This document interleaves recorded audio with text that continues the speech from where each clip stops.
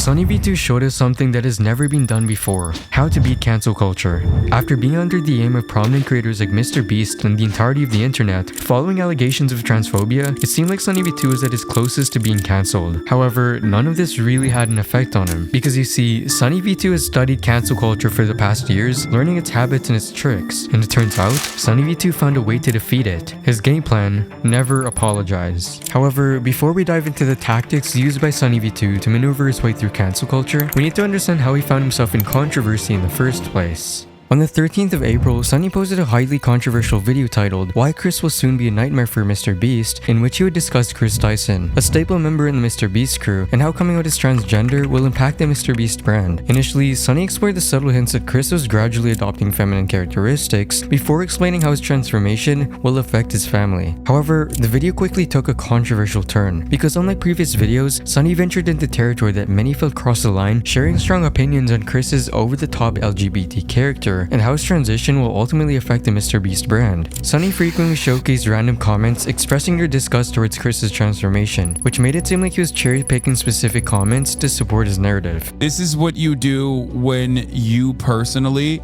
are not brave enough to come out and say that this is your feelings on the matter. So you're relegated to like comments that you're fucking reading off of YouTube responses. Some of the most unhinged people on the planet, right under, again, under the protection of anonymity, under YouTube videos. That is a psychotic thing to base an entire video off of. People believe Sunny was eager to exaggerate the situation in order to push his belief that Chris's transition was solely a business decision rather than a personal one, eliminating the humanity and emotional factors from the situation, with Sunny finishing the video by implying that Chris's transition was merely a strategy for clout and that his ignorance will ultimately alienate a significant portion of MrBeast's audience. His commentary was perceived as blatant transphobia, leading to backlash from fans and fellow creators. Within 24 hours, the video gained more than 130,000 dislikes, and SunnyV2's subscriber count was plummeting at an alarming rate. A loss of 20,000 subscribers within a single week revealed a sense of collective disappointment and betrayal throughout his audience. Prominent creators like Hasanabi, Ludwig, and Moist Critical expressed their disdain towards SunnyV2's video.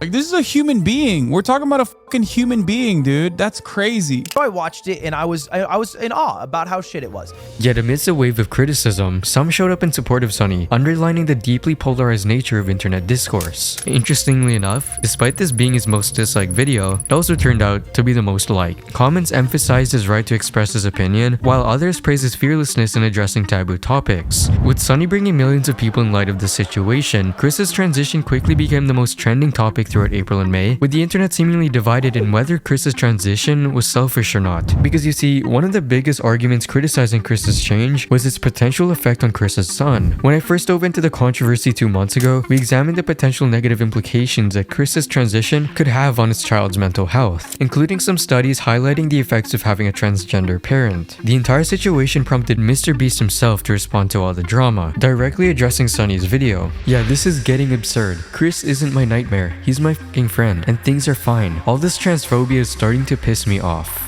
This was the closest SunnyV2 had ever come to the hands of cancel culture. But here's the interesting thing about SunnyV2, and it's that he's incredibly calculative. One of the most intriguing patterns observed in the records of cancel culture is that expressing remorse, though it may seem intuitive, can cause more harm than good. It unintentionally corroborates cancel culture's power by revealing a person's desperation to save their reputation at all costs. And if there's anyone that knows how to deal with controversy, it's SunnyV2. He's dissected countless videos where creators and celebrities surrendered to the pressure of cancel culture, often to their own detriment. The takeaway? Never show weakness. So rather than giving into criticism and attempting to understand the grievances of the masses, Sunny chose to stay silent. Because despite the initial tremor causing a loss of just 1% of his audience, the wave of drama eventually subsided. And even though it appeared as though the tide of public opinion had turned against him, in an ironic twist, Sunny ended up exactly where he calculated, profiting substantially from this controversy. He potentially raked in tens of thousands of dollars in ad revenue from that one video alone, and continued posting content the following week, as if nothing ever happened. SunnyV2's decision to ignore all the drama likely stemmed from his understanding that his expressed opinions didn't break the law or cause direct substantial harm to the LGBT community. He might have realized that without any tangible damage done, the controversy would soon lose its steam. This differs markedly from controversies surrounding creators like Logan Paul, who faced backlash for directly affecting his fans through financial scams, or EDP445, who was exposed to be a pedophile.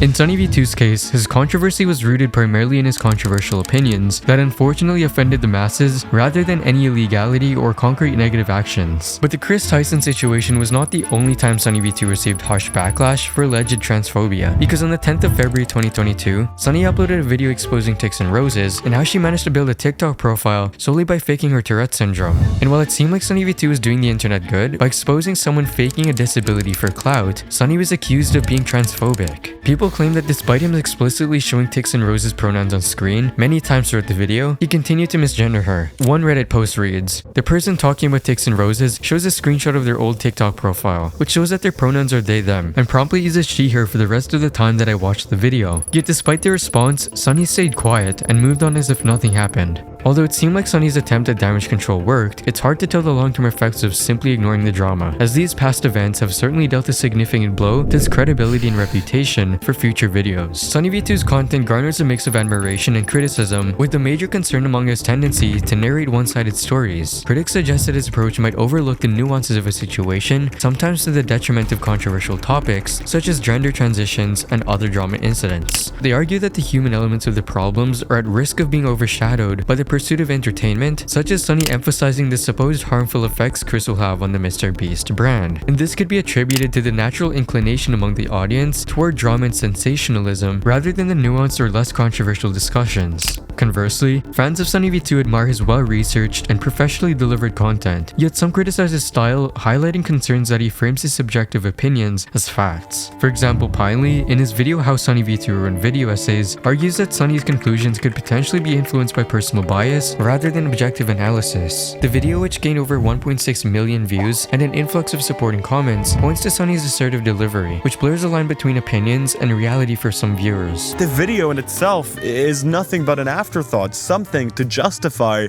the title and thumbnail that he picked. In reality, after you click on one of these videos, the guy could essentially still say whatever he wants and get the same amount of views because the aesthetic does such a good job of selling you the whole thing. Pinely and others argue that SunnyV2's videos can sometimes be a predetermined narrative, with evidence carefully selected to support his title, thumbnail, and overall storyline, rather than offering an unbiased perspective of both sides. And although it might seem like these critics are merely upset at SunnyV2's opinions, it has been noticed that his personal biases often do affect his content significantly. And as a result, this approach has led to many controversies, especially with popular content creators like Skeppy and Ninja. In a video analyzing the decline of Skeppy's career, who's a well-known Minecraft streamer, Sunny drew attention to several controversies that had troubled Skeppy over time, including accusations of scamming and faking videos. While some viewers sided with Sunny's arguments, lending positive feedback to his critique, others noticed a need for balance in his narrative. Skeppy didn't like that Sunny was presenting misguided facts to millions of people, so he responded with a video that debunked SunnyV2's claims, providing context and clarification to his fans. See, the problem I have with this video, it isn't just because it's misleading. Why you bully me? It isn't just because the way it portrays me. It isn't just because it's negative. And it isn't just because I get hate from it. And you just took whatever was convenient to you, mashed it up, highlighted a few tweets, and then the worst day is done. His counter-argument didn't just defend himself, but also highlighted the fact that SunnyV2's arguments were not based on a complete understanding of the situation. Similarly, viewers questioned SunnyV2's video claiming the death of Ninja's career, arguing that his video is exaggerated and possibly motivated by bias or hate towards Ninja. Because you see, SunnyV2 claimed that Ninja's participation in a discussion involving George Floyd was disingenuous only because Ninja trash talks kids in video games. There have been numerous tweets over the last 12 months relating to Ninja standing with the black community and his wife stating that Ninja does his part for white privilege and racism, but this just goes back to the previous point of being ingenuine with his audience. Ninja is a multi-millionaire white guy spending his time playing video games who also seems to be somewhat low in compassion, judging from the way he treats his enemies after he kills them.